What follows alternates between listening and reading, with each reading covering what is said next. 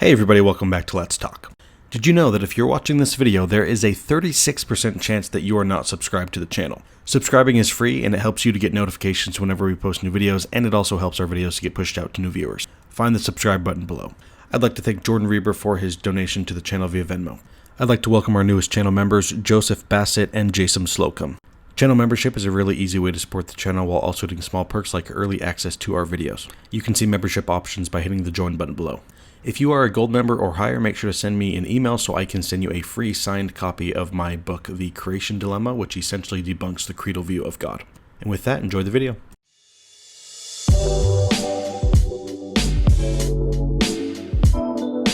Is that a real name? Yes, that is my name. Okay, I'm Hayden. Nice to meet you. So, you're an ex-Mormon. Yes. Very cool. I'm a current Mormon, lifelong, perpetual Mormon. I was actually born into the church, as a matter of fact. And I wanted to talk to you about your premise here. Yeah, totally. Really quick, if that's possible. Yeah, are you religious anymore? Actually, no. I am a non-theist. I don't believe in any God, any higher power, any nature. Yeah. I think that, in my opinion, that would be a little ridiculous if there would be some all-knowing, all-powerful thing that would care about a population of, 8 billion? Yeah. Right? And an entire cosmos that's infinite. Okay.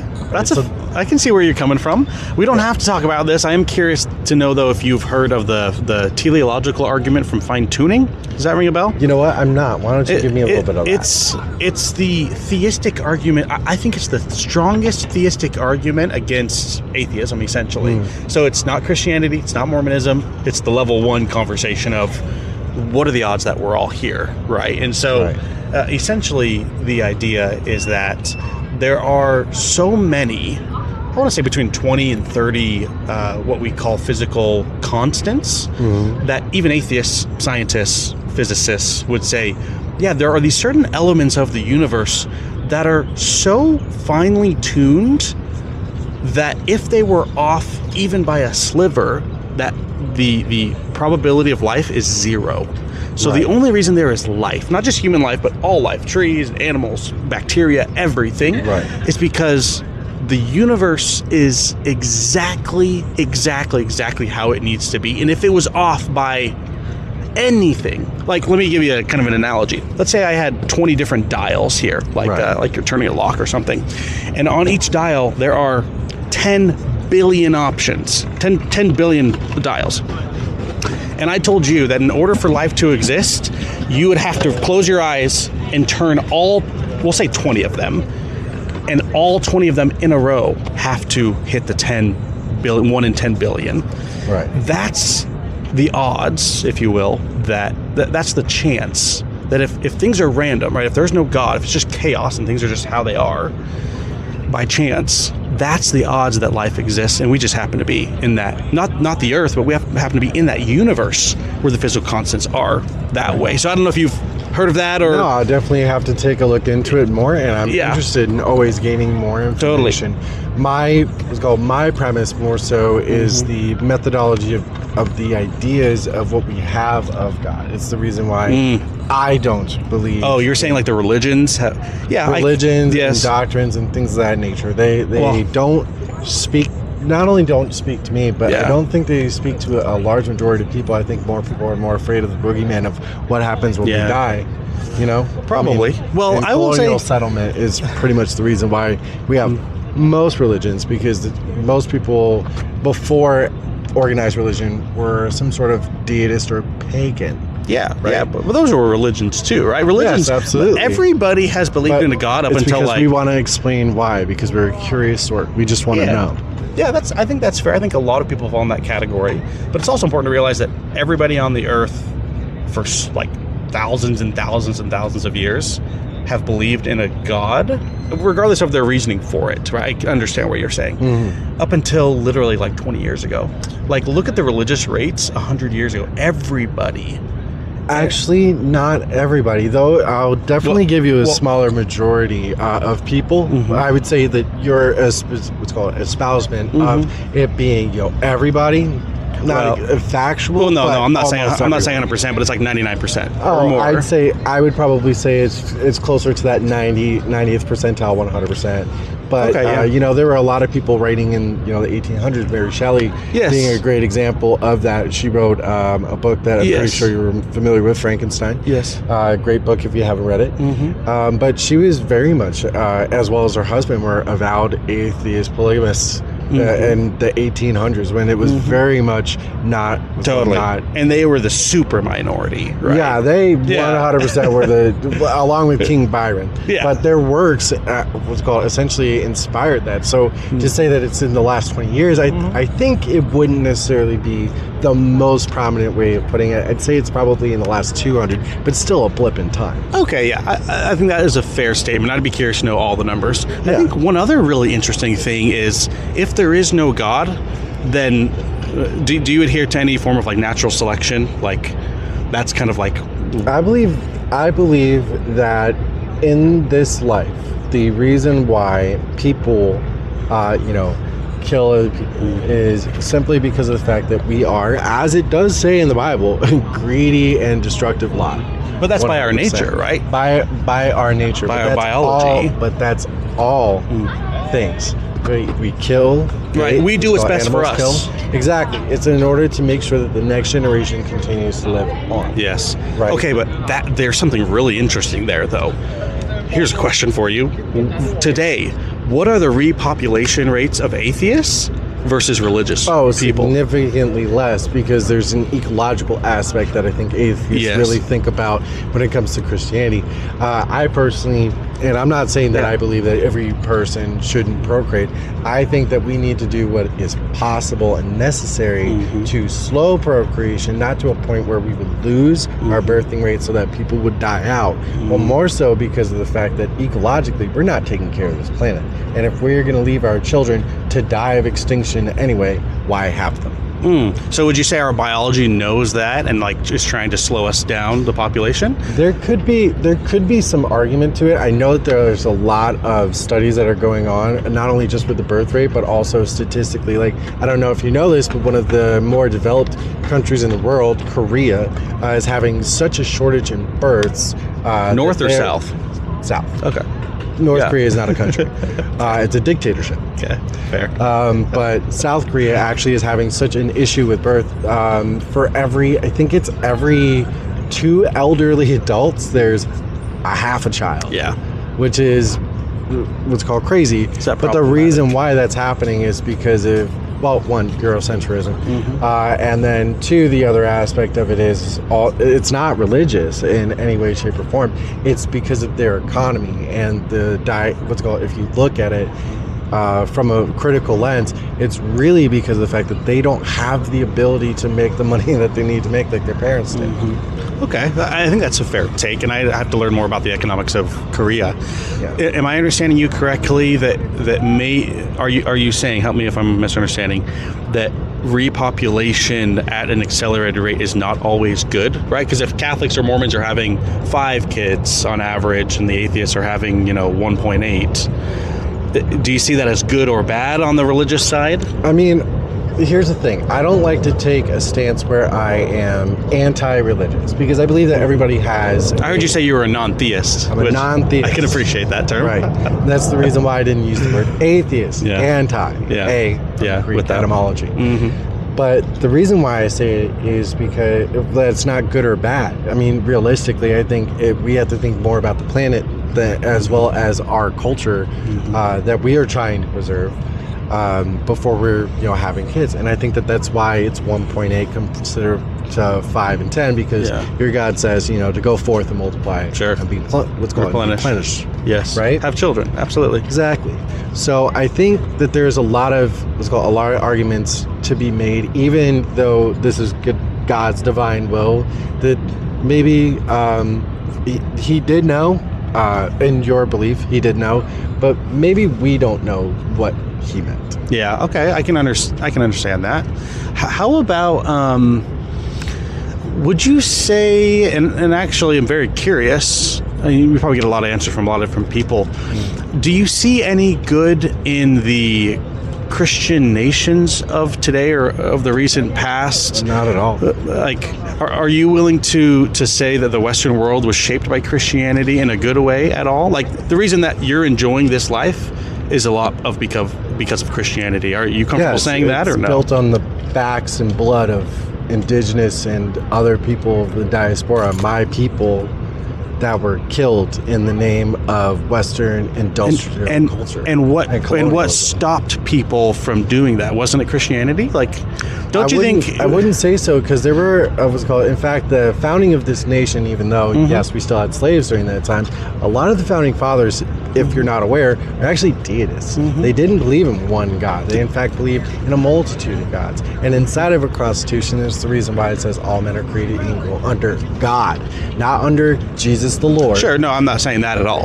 My question, though, is there's no way to know the answer to this question, but do you think we'd be in a better position if everyone who started our nation was atheists? Do you think we'd be in a better position than we are now? Do I think that we'd be in a better position? Yeah, like I'm asking, like, if we all assumed atheism from 1776 or 1760 moving forward, if we could go back in time and change that and zap every god out of everyone's mind, and we fast forward to today, what would life look like today? Would it be like this? Would it be better? Would it be worse? I'm asking, has Christianity been a good thing for us? So let's see. Let's look at it. Let's go back from the ancient Greco times. Actually, before was called Constantine formed the Christian Church, and during the time of probably the Babylonian Reform, as well as the what's called Judeo-Christian formation. When we think about ancient Greece, most of our political and what's called philosophical information that we get come from people who believed in a mythos of a pantheon of gods. Sure. In fact, most of the ways that we are having this argument and the way we're actually talking is inside of the Socratic method. I believe Socrates was a Roman who prayed to Neptune, and then even before that, what's called democracy was started by the Greeks, right? So they have some good ideas, I think, and some bad ideas too. Yeah, I mean, everybody had good and bad ideas. I'm not saying in fact, I'm saying that Christianity wouldn't have really been the key driving factor of anything other than the speed of which things happen. We might be a little bit further back, but we wouldn't be further back thought-wise. And our thought process might have been the same, but technology might not have followed in the same way, because through the Christian Indo-slave trade, as well as through the Christian African slave trade of the Dutch and the English, that was the reason why we found all those trade routes, and that's the reason why we invented steam engines for boats and ships and things of that nature later on, because they were trying to figure out a better way to be able to take literal indigo from Africa quicker, as they were killing the Africans who were making it. What do you think about the moral angle of atheism? Right? Because that's one of my biggest critiques, is that if I'm an atheist, if I ignore the fine-tuning argument that I gave you about the dials, if I just totally ignore that, right? Because the idea is that it's so unlikely. The odds of that happening are just so unlikely. It's more likely that there was a fine-tuner, if you will, right? But put that aside for a second. Let's say I'm an atheist. How do I now justify true morality? Like, what would our moral framework look like? Like, if atheism is true, or however you want to say it, if there is no God, is it wrong for me to kill someone for my benefit? Like, right and wrong doesn't exist in nature, right? Yes, it does. Okay, so and how do you justify that, and how do you adjudicate who has the correct? Well, because if there's a bunch of atheists, they're all going to believe different things about what's right and wrong. So who do you follow? Agreed. Right. There's going to be a lot of people that you could follow or not, but atheism or non-theism is a lot about not being a demagogue and finding your own person to follow. Yes, absolutely, 100%. You could say that there's a million people out there who happen to be atheists, who might be bad people, but there's a whole another 200 million who aren't. One. The reason why is not because we learned it from the book. Of course, we were all introduced to Christianity or some sort of form of religion, and that is a good basis for morality, right? But it doesn't mean that you have to believe in a God to do so. Now, the second thing is that a lot of people who haven't been introduced to a God or a version of a God who believe in what's called moral understanding, really are just practicing altruism. Altruism is what is good for the whole. Understanding that if I intentionally or internally, as an individual, decide to strike you in the face, let's say, hypothetically, because I would never. I don't believe in harming anybody unless I'm being harmed. See, innately, I already know that. Like, unless I'm defending my life, I would have no right to take anybody else. You were raised as a Latter-day Saint, so how can you say that that's not from your Latter-day Saint raising? Like, what if you're raised as an atheist? If I was raised as an atheist, I'm pretty sure I would be able to look at the current laws of the land and know what not to do. But slavery was part of the law. That one didn't make it right. Absolutely. So you can't appeal to the government for right and wrong. Right, but so did the Mormons. The Mormons indulged in slavery. They were a part of it. And on top of that, you guys also made an entire area where black and brown people were not allowed. It was an entire thing by Brigham Young, your founder. I think there's some misinformation there. There was a program where they were trying to help those people be freed through a program. But they were working within the United States, and that was very difficult at the time. Right? And I completely understand what you're saying. Mm-hmm. But what I'm saying personally is I think that you might have the information wrong. Specifically because there's actual documentation from other people outside of the church who talked about the way and disparagement of treatment, and there were plenty of Southern Mormons who also had slaves. But that was again, and I don't like to fault people for doing what is in the day of the time. Right? When was the Civil War? When were the slaves emancipated? The slaves were emancipated. Well, it really all depends, because 1886 was technically the end of it, but they weren't really emancipated for another 5 to 10 years after that. And we were there for 50 years. So there's a chance that we could have. And I actually don't know the stance. I did know that Joseph Smith was, that he was killed while he was running for president. Yes, he was running on an anti-slavery platform, and he absolutely was. And then later on, after Brigham Young became a part of the head of the church, right? Once Joseph had died, when that happened, he changed most of the stances within inside of it. And in fact, if you know from the 1990s, there was a very interesting thing that your prophet did, which I also heard about because I was a part of the church, that he had to go up to, I don't know if it was Mount Sinai, but he went up some mountain, right? And he prayed to God to ask if black people, brown people in general, could actually hold the priesthood. That's not true. No, he didn't. Because at first, there were black and brown was called parishioners inside of the church. Brigham Young banned it, and then he went up. No, there's a couple of things you got wrong here. Okay, tell me what I got wrong. I can appreciate your interpretation of history, though. It's not an interpretation. I read it inside of our pamphlet. Inside of our pamphlet? Yeah, the Book of Mormon. The Book of Mormon. You know how we had that little newsletter that used to go around in the early 2000s? No. Do you remember that? No. How old are you? I'm 32. Okay, I'm 31. No. Well, there was a newsletter that used to go around. And you were like 7, 8 years old reading this? Yeah. And what did it say? Sorry, what did it say? Well, it would talk about church news. It was called talk about. Was it like from your ward specifically? It might have just been from my ward. Okay, and what did it? I'm pretty sure that it was like mass printed because it was on like copy or paper. Okay, and tell me what it said. I want to make sure I understand. Well, I think it had a name, but I don't remember exactly what the name was. But specifically, it talked about the prophet of the time, and I think he was just ending like his time, because I think he knew that he was probably going to pass away soon.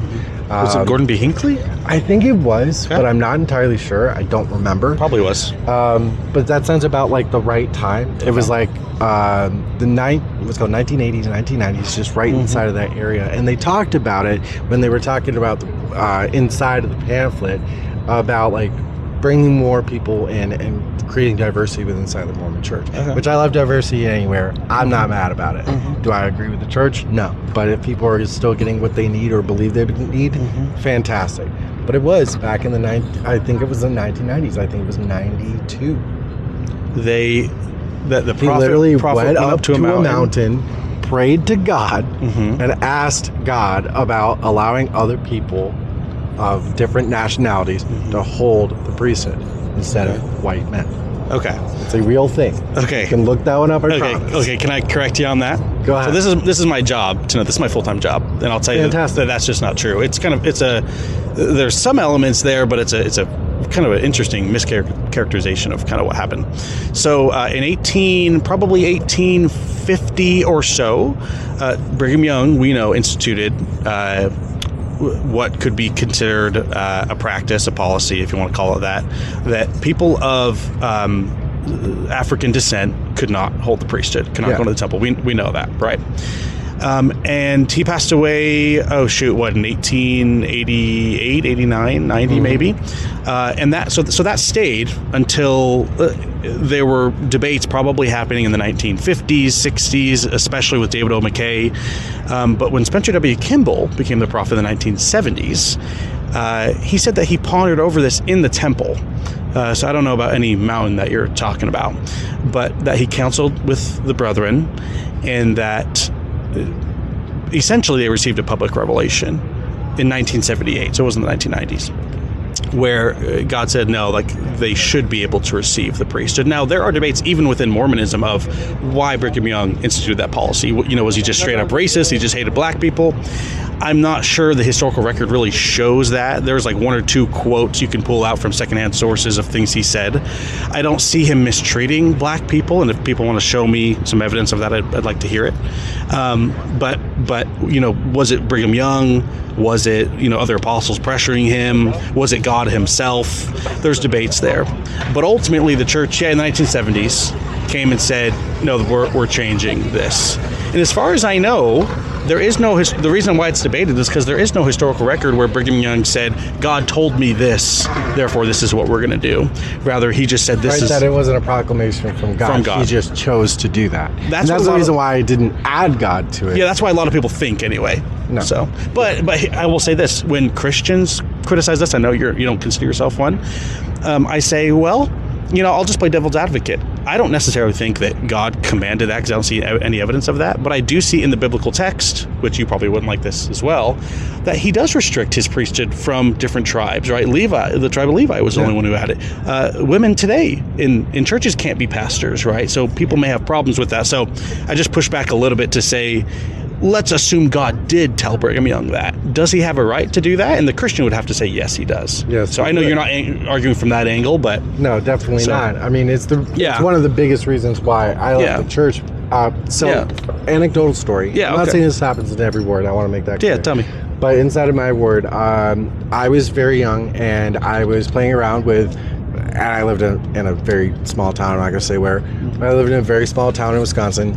And I was playing around with one of my friends. He was the only other black kid inside of the area other than my family. He was adopted, by this dentist, right? Forget his name. It's been so long. I was like 10. You don't have to tell us his name. Okay. Don't dox him.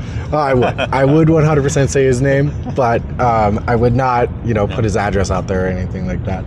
But we were playing around, and we were doing something a little disrespectful inside of the church, which we shouldn't have been doing. We were spitting water. So he was in the Latter-day Saint family as well? Yes. Okay. Yes. And you guys were like 10 years old, or how old are you? Okay. We were like 10. And he spits water on me.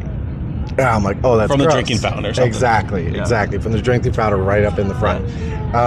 Which there's always one right there. Yeah. And then I spit water on him. We keep doing it. You're being kids. Drenched in water. Good for you. And then we run outside. His dad sees it and then makes every comment about me being a mongrel and unfit and all these things. And it wasn't because I was black. No. You're saying you're just a rascal. No. What? No. It's because I'm of black and white heritage. I'm biracial. Interesting. Yes. Now that was something that was very... Did he tell you that? How do you know that was his intent? He said that, and I brought it up that he's black too. What are you Wait, back up. Let's get specific here. The dad said, I'm saying this because you are half black, half white. Well, he didn't say it specifically that way. I asked him, what are you talking about? Oh. Your son is black. And he's like, he's not like you. And the only difference between him and I would have been my racial background. Okay. I'm gonna listen. I'm not trying to invalidate you, but there's a bunch of things he could have meant by that. He could have 100% meant that, but you took it that way. There's a thing you can know. Well, at 10 years old, I don't blame you. Yeah, I mean, I've been through like a massive amount of racism at that point in time. Yeah, I'm not blaming you. And I was getting differential treatment inside of the church, and that's probably one of the reasons why I very much had a sour taste in my mouth about Book of Mormon. Went over to Methodism, Methodist, right? Really enjoyed that. Really thought that it was great because they did a lot of activism, and I love that too. I still volunteer with a lot of churches and do a lot of like the helping of people, like food boxes and things of that nature, because I do believe in helping people. Good. Our lives aren't, and I believe in this. I believe that we are servants to the people around us, to the left and right. Sounds like a Christian idea, but it's not just a Christian. I think you're a Christian at heart. I'm not a socialist. Jesus was. Oh, you're a socialist. Okay. No, he was not a socialist. He was a Zionist. Well, no, he was a Zionist socialist. Well, think about it. Is socialism by force? Because it's not by force, right? No. Socialism is not by force. Communism is by force. Socialism but if you're in a is more of an economic platform that has everything. That has everything to do with like social programs and things of that nature. You can in fact have what's called capitalistic socialism, which is basically a blending of the two things, which is what we're essentially living in. Is socialism where you pay into the pot and there's public services? Yes. Exactly. So if you deny to do that, what do they do to you? Well, we do the exact same thing we do in America, which is fine you, get the money back from you, or but if you resist the fine, I totally agree with that. But we're talking about Zion. I'm saying Jesus Christ is not a capitalist. He's not a socialist. It's all voluntary, right? I mean, it's kind of arguable that Jesus was a Zionist, really specifically. What I mean by because he redefined, in fact, inside of the church from Zionism to the Gentiles, like not just the people of the chosen state, but that all people were a part of it. Yes, I mean those were the teachings that he asked Paul to actually surmount in Acts and Romans. Yes, but the difference between Jesus and Freudian slip. Yeah, well, because Joseph Smith tried the United Order. That's what I was thinking about. Is the early church was trying to do that, failed, obviously. Yeah, I think one day we will live it. They were trying to create that, but the difference between Jesus Christ, Zionism, or whatever you want to call it, and socialism is Zionism. Like, if you want to come and be there and support everyone, you can be, or you can leave, right? And there's no punishment. If you're in a socialist society and you choose not to do it, you'll get arrested, you'll get put in jail. Like, you'll be just like what would happen inside of this. Yes, I know, but Jesus Christ wouldn't do that. Like, he might say, like, hey, like, you may have to leave, but we're not going to punish you. But you could be here if you want. But there's also a difference, because even inside of socialism, let's say you don't want to play the game, right? Yeah. You don't want to play the game and you want to be homeless. They're still going to help you. Instead of people stepping over people, like but if you have a job, though, you have to pay. If you have a job, then and I'm not saying that we're like that too, but I think taxation is theft. So, well, I mean, I think that taxation is theft when we allow for corruption. Very much so. How do you stop it, though? It's horrible.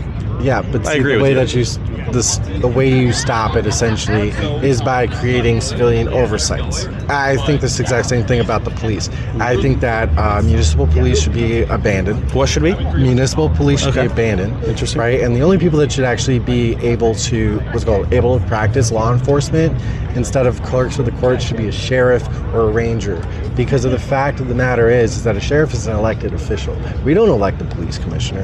The mayor does, right? But the sheriff is uniquely Would we still have access to the police? Like, if you started beating me up, could I still call them and they could come You help can me? call the sheriff, and then that would expand what's called the department in itself, because there would be a necessity for it.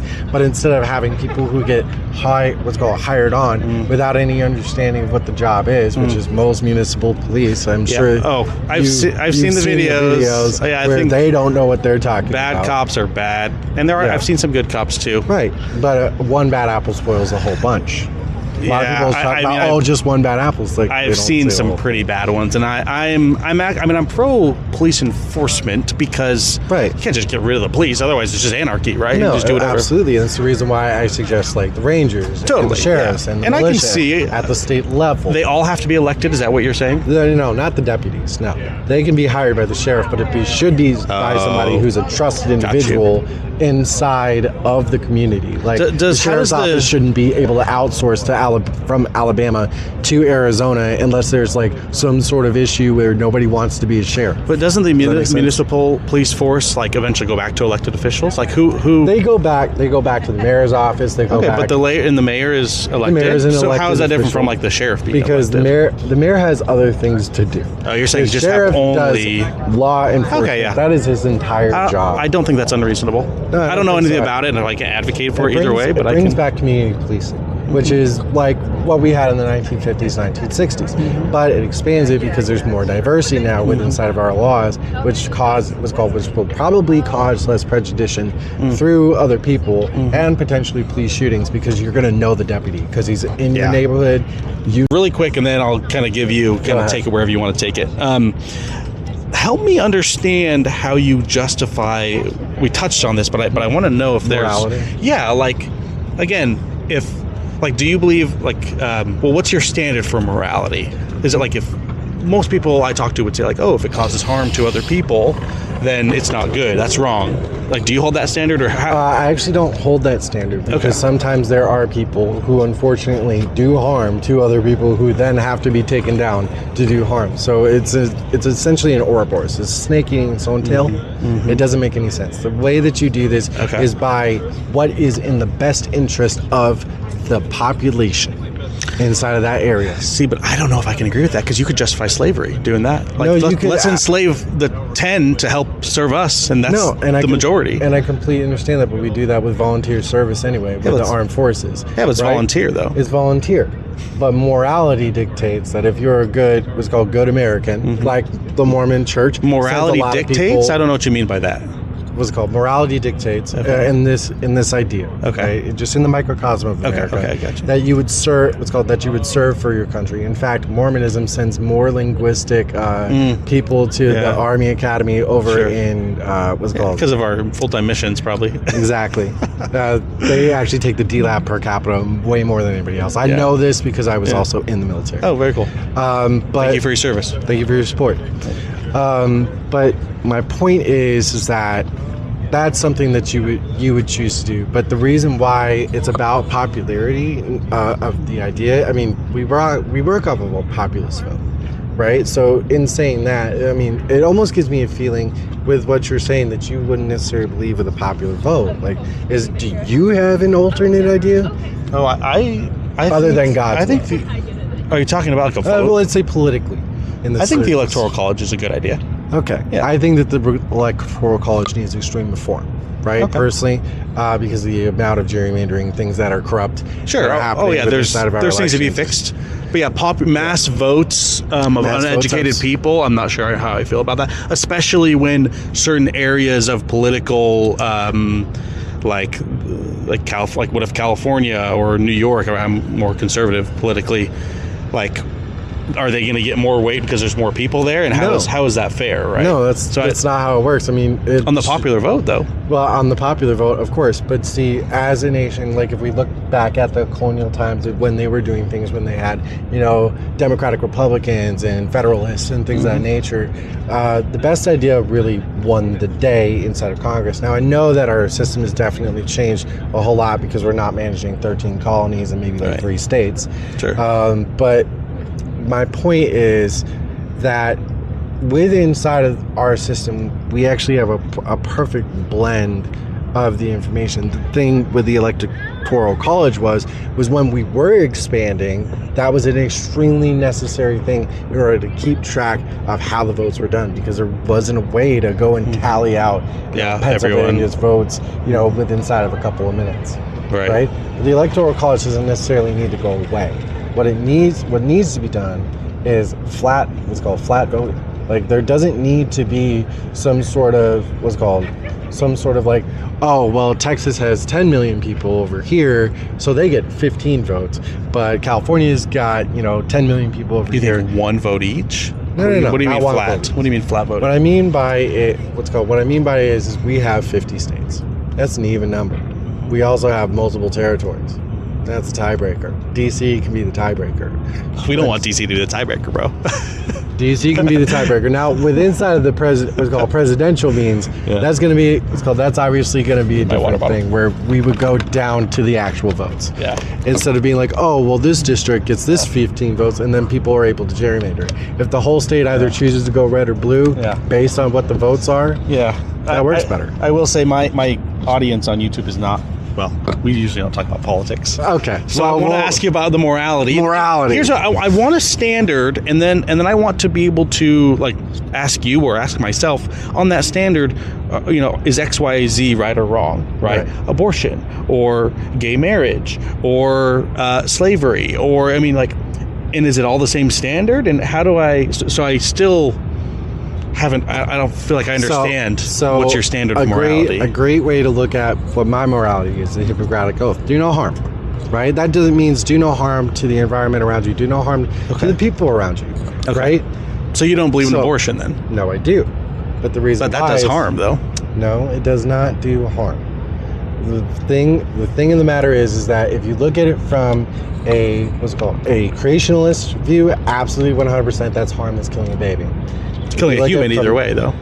It's not killing a human. A zygote is not a human. It's literally a multi-cell organism. But it's part of the human species, though, isn't it? It is a part of that genome, but it is not a part of our species. Our species is what exists outside. What species is it?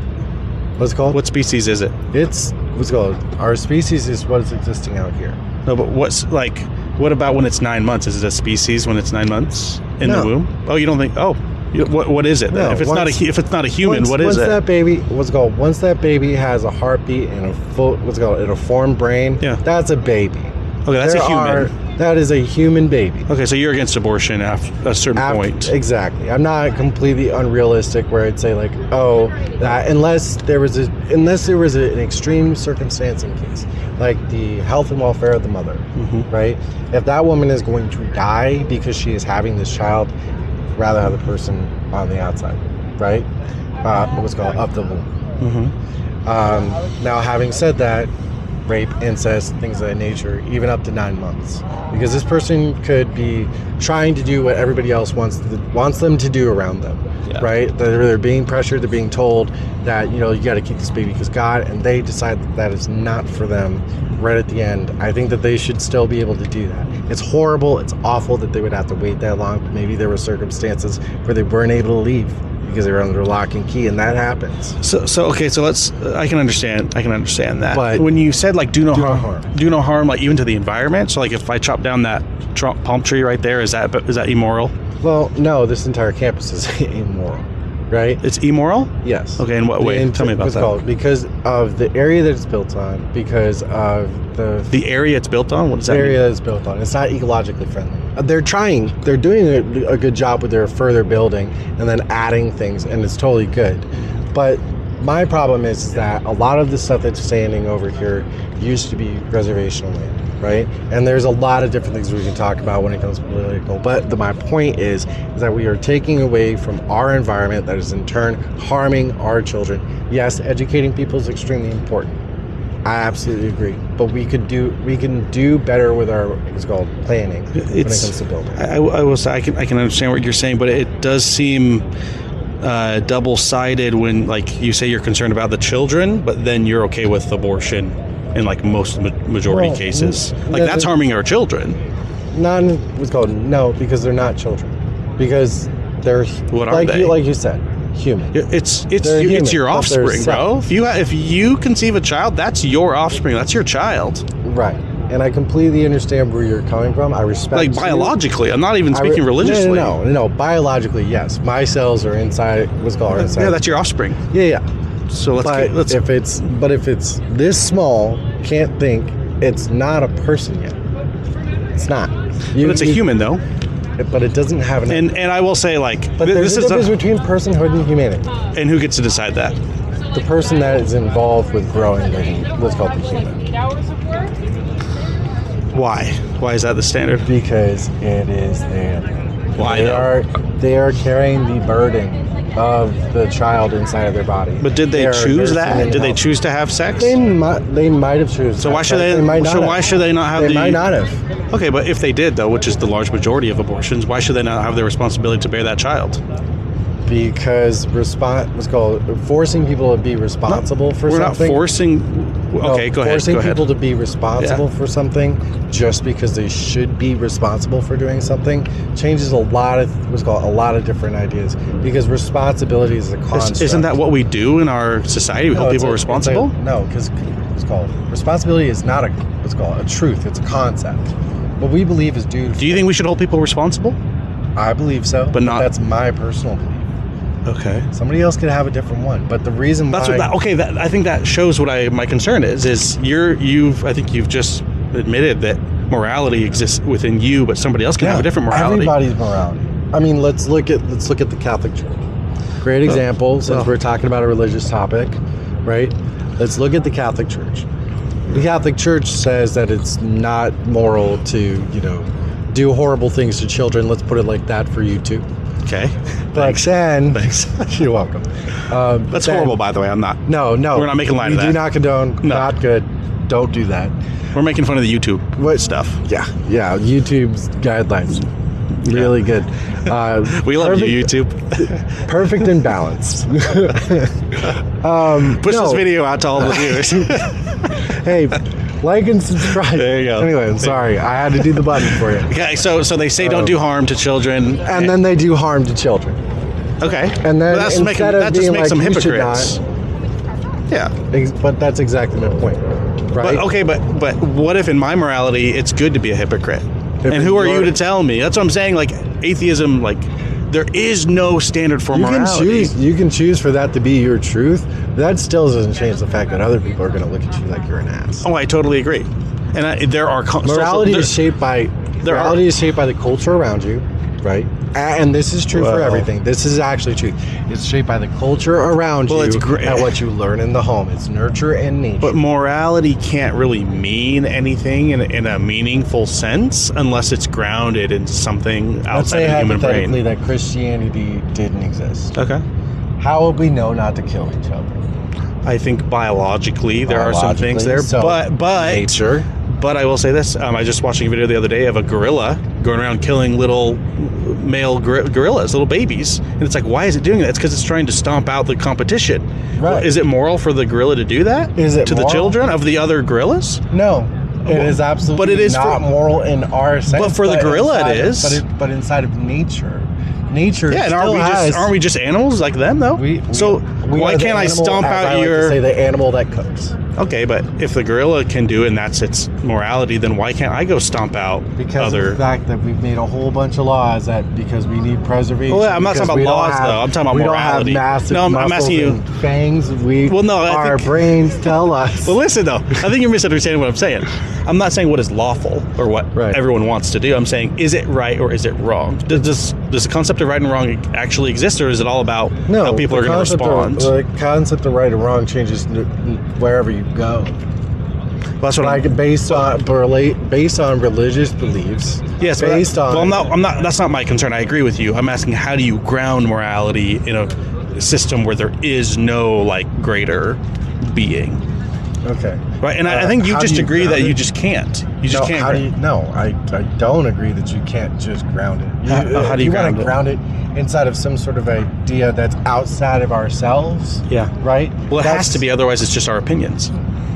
That's what morality is. It's an opinion on what is right. Got you. What is right and wrong. And so, but everybody will have differing opinions. Okay, so you're a moral relativist. Anyone can just decide what's right and wrong. They absolutely do every single day. But people steal from the story, and inside the Bible is there's commandment, thou shalt not steal. So why should we punish people for doing what they think is right?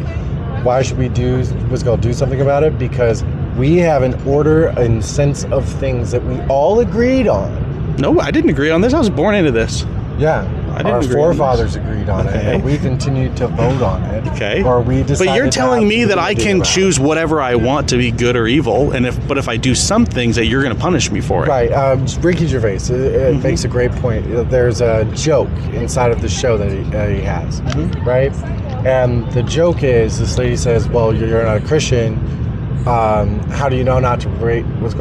How do you know not to rape and murder?" He's like, "I rape and murder as much as I want, which is 0. Yeah. Because I don't want to." Yeah, but if he lived 500 years ago, he'd probably do it a lot. Well, so did the Catholics when they did the Crusades. So did the Mesopotamians. But the people within the religion are not the standard for goodness, right? That's not our claim at all. No. The idea is that unless you have something outside of the human brain that determines good or evil. But if you don't practice what you preach, what is actually making the decision on what's good and evil? Well, you may do something in spite of what your adherence to religion teaches, but it's in spite of it, not because of it. Moral relativism takes control inside of a situation where you decide what is good and evil. No. Let me say it like this. Right? Do you think we should do everything that we're inclined to do? Should we do everything that we're inclined to do? Depends on whether or not you're willing to accept the consequences of your choices. I'm talking about right or wrong. Like, if I'm inclined to accept the consequences of your actions, then go for it. But if you decided that you wanted to kill me, I'm not. I know you would not make that choice. I wasn't going to use that example. I'm going to go extreme. Okay. I'm going to do the. But is it right or wrong for me to do that? Is it right or wrong? Well, you're basically telling me right and wrong doesn't exist. No, I'm telling you that right and wrong changes based on the person that perceives. Okay, so if I call it right, it's right. For you, yeah, but there might be consequences for other people because you're being perceived. But again, I'm not talking about consequences. I will go to jail, right? But you will go to jail. But do people go to jail for doing things that are right sometimes? Yeah. Yeah. So Martin Luther King, Rosa Parks, we can keep going. Okay, so what if I did that to you? Could that ever be considered good on any standard? It depends. What was I doing before that? You're just sitting here. I was just sitting here chilling. And but in my well, I'm not gonna. I know. I'm doing. You're being more animated than I ever would be. But that's what I'm asking. Like, it seems like you're just telling me, like, yeah, in your opinion, if it's good, it's good. I'm saying that if you decide that you're going to do something, there is no power in me to change that. And if you decide that it's good, that is your perception of reality. But is it? I have a completely. But is it actually good? Is there such thing as true, right, and wrong? I don't think that there really is, because gotcha. Again, I think a lot of people are out here legitimately saying that they believe in something and then doing not only the complete opposite, but never living by it. And can you? In fact, I can appreciate the hypocrisy. Right, but it's not just hypocrisy. Yeah. I think it goes a little bit further. To quote the Bible, actually, many shall call on my name and I shall not know them. Yes. For they truly did not believe in me. I believe that's a mistranslation, but okay, go ahead. That's totally keep going. That's totally fine. That's totally fine. But I think the point of it, regardless of whether or not it's a mistranslation, I think it says they never knew him. But yeah, keep going. Yeah, I never knew him, or they never knew me, right? The reason why I bring it up is because of the fact that you can do a million different things in the world and say that you're going to do completely the opposite. Which one's the truth? The truth is what you did. The truth is what you decided to put out into the world. There's no moral weight on that. It's just our opinions. There is moral weight on it because your actions directly affect the people around you, whether or not you see it. Like, for instance, there's some people over off to the side, off camera, that have been staring at us and listening to us have this conversation. I put a smile on 2 of their faces. I changed their day and their perspective on how their day is going to go. Okay. My actions have a ripple effect. Okay. Chaos theory, if you've heard of it. Okay. My actions have a ripple effect, whether or not I believe that they do. Right. What's called the consequence of it, the causality inside of the action, is really what creates morality. And again, that depends on who is perceiving the reality. Okay, so do you know Mother Teresa? She's a Catholic. Apparently she did a lot of good. She had orphanages, save the children. Never heard of her. Yeah, okay, well, I'm just saying some people, let's just say she's like the epitome of good, right? She was a good Catholic. She would probably be considered in most people's minds as a good person. Okay, good. So let's use her and the opposite, Hitler. Okay? What you're telling me is that their actions actually don't. You just said there's no true right and wrong. So what Hitler did could be considered right or wrong, and what Mother Teresa did could. Millions of people, it was considered. But it's not majority. But majority of opinion doesn't determine. Right, and if Hitler would have won that war, what would we have been taught? Probably that it was good. But my question is not what we would be taught. My question is, was it actually good? Was it actually good? Okay, for example, ever morally good to kill millions of people? Well, he thought it was, and you just told me that morality doesn't exist and it's all of our opinions. So, according to him, yes. And that's what he believed. Yeah. But if you look from what's called our lens, where my personal moral philosophy is do no harm, I'm going to see it as bad. And your philosophy in life is probably very similar to it. Live like Christ. Thou shalt not kill. right? If that's your moral framework, we're going to agree on that. Okay, but here's a question then. If morality doesn't truly exist, and we all have our own opinion about it, is anyone's morality superior over another's? No. Okay. No, it's not. So when Hitler says it's okay to do bad things to this certain small group of people... It's because my opinion matters as much as Hitler's opinion matters. So his opinion is just... galvanized people around his opinion. Yeah. And did atrocities. Yeah, and you're trying to influence people on your opinion, but what you're telling me is that you can't look at Hitler in the face and say, you're actually wrong. No, I would tell him that he was a piece of shit. Yeah, but on what standard? Like, he's just doing what he thinks is right. He's doing what he thinks is right, and I don't agree. But you can't call him a piece of crap. Oh, I definitely can. Because you just told... I can do what I want. But you just told me that his morality is not superior, or your morality is not superior to his. So how can you judge him or punish him? What branch were you in, by the way? Army. Oh, very cool. Yeah. Awesome. How can you... If no one's... I do have to go soon. Yeah. Last question. I'll let you have the last word. Right. If anyone's morality is not superior to another... What you're telling me is that you can't really tell Hitler that he was wrong. You can tell him you think he was wrong, but then in the next breath you'd have to say, but you could be right. I don't have to tell him anything. Right, yeah, no. Because again, moral relativism. Yeah. I don't have to be like, well, because it's inside of my morals, I'm going to tell you that, you could have been right if you would have won. No, because I'm not going to agree with that. But I have a personal stake against what Hitler believes. Do you want to live in a society, though, where everyone's a moral relativist? I do already. People live this way every single day. Most of them, I would say the majority live it. There are Christian national groups right now that are currently fighting to legitimately boycott and protest over at people's graves who just come back from war.